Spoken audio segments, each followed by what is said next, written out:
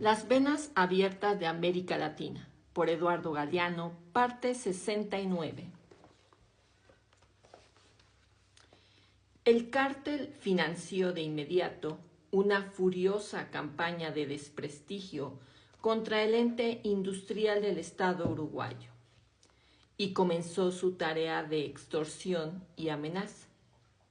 Se afirmaba que el Uruguay no encontraría quien le vendiera las maquinarias y que se quedaría sin petróleo crudo, que el Estado era un pésimo administrador y que no podía hacerse cargo de tan complicado negocio. El golpe palaciego de marzo de 1933 despedía cierto olor a petróleo. La dictadura de Gabriel Terra anuló el derecho de la ANCAP a monopolizar la importación de combustibles y en enero de 1938 firmó los convenios secretos con el cártel, ominosos acuerdos que fueron ignorados por el público hasta un cuarto de siglo después y que todavía están en vigencia. De acuerdo con sus términos, el país está obligado a comprar un 40% del petróleo crudo sin licitación y donde lo indique en la Standard Oil, la Shell, la Atlantic y la Texaco, a los precios que el cártel fija. Además, el Estado, que conserva el monopolio de la refinación, paga todos los gastos de las empresas, incluyendo la propaganda, los salarios privilegiados y los lujosos muebles de sus oficinas. Eso es progreso. Canta la televisión y el bombardeo de los avisos que no cuestan a la Standard Oil ni un solo centavo. El abogado del Banco de la República tiene también a su cargo las relaciones públicas del Standard Oil. El Estado le paga los 2 sueldos. Allá por 1939, la refinería de la ANCAP levantaba exitosa sus torres llameantes. El ente había sido mutilado gravemente a poco de nacer, como hemos visto, pero constituía todavía un ejemplo de desafío victorioso ante las presiones del cártel. El jefe del Consejo Nacional del Petróleo de Brasil, general Horta Barbosa, viajó a Montevideo y se entusiasmó. Con la experiencia, la refinería uruguaya había pagado casi la totalidad de sus gastos de instalación durante el primer año de trabajo. Gracias a los esfuerzos del general Barbosa, sumados al fervor de otros militares nacionalistas, Petrobras, la empresa estatal brasileña, pudo iniciar sus operaciones en 1953 al grito de «O petróleo en oso». Actualmente, Petrobras es la mayor empresa de Brasil. Explora, extrae y refina el petróleo brasileño. Pero también Petrobras fue mutilada. El cártel le ha arrebatado 2 grandes fuentes de ganancias. En primer lugar, la distribución de la gasolina, los aceites, el querosene y los diversos fluidos.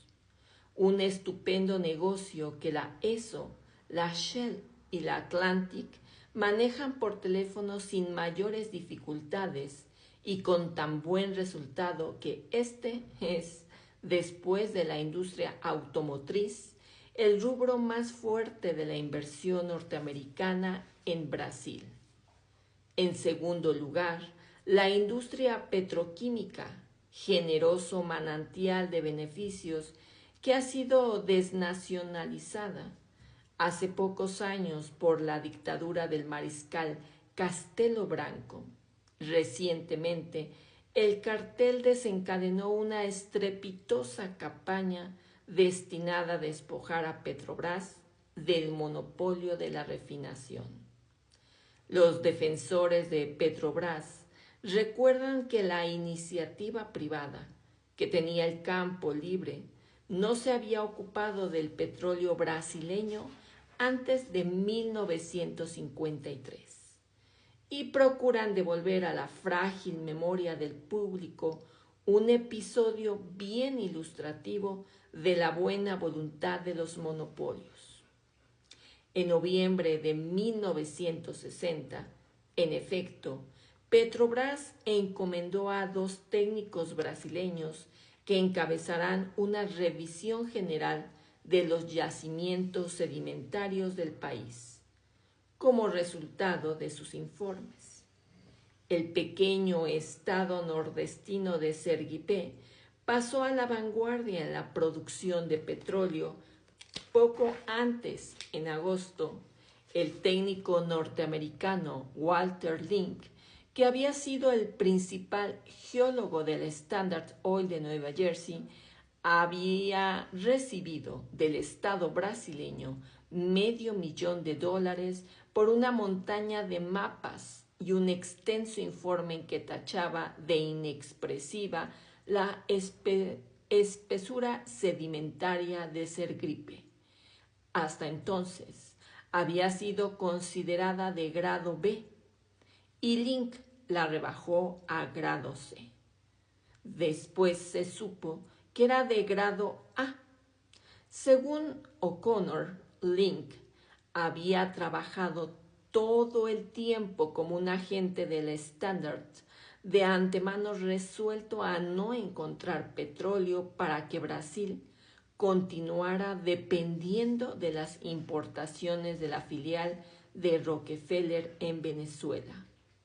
También en Argentina, las empresas extranjeras y sus múltiples ecos nativos sostienen siempre que el subsuelo contiene escaso petróleo, aunque las investigaciones de los técnicos de la YPF, Yacimientos Petrolíferos Fiscales, han indicado con toda certidumbre que en cerca de la mitad del territorio nacional subyace el petróleo y que también hay petróleo abundante en la vasta plataforma submarina de la costa atlántica. Cada vez que se pone de moda hablar de la pobreza del subsuelo argentino, el gobierno firma una nueva concesión en beneficio de alguno de los miembros del cártel. La empresa estatal YPF ha sido víctima de un continuo y sistemático sabotaje desde sus orígenes hasta la fecha. La Argentina fue, hasta no hace muchos años, uno de los últimos escenarios históricos de la pugna interimperialista entre Inglaterra, en el desesperado caso, y los ascendentes Estados Unidos. Los acuerdos del cártel no han impedido que la Shell y la Standard disputaran el petróleo de este país por medios a veces violentos. Hay una serie de elocuentes coincidencias en los golpes de Estado que se han sucedido todo a lo largo de los últimos 40 años. El Congreso argentino se disponía a votar la ley de nacionalización del petróleo. El 6 de septiembre de 1930, cuando el caudillo nacionalista Hipólito Yrigoyen fue derribado de la presidencia del país por el cuartelazo de José Félix Uriburu, el gobierno de Ramón Castillo cayó en junio de 1943, cuando tenía a la firma un convenio que promovía la extracción del petróleo por los capitales norteamericanos. En septiembre de 1955, Juan Domingo Perón marchó al exilio cuando el Congreso estaba por aprobar una concesión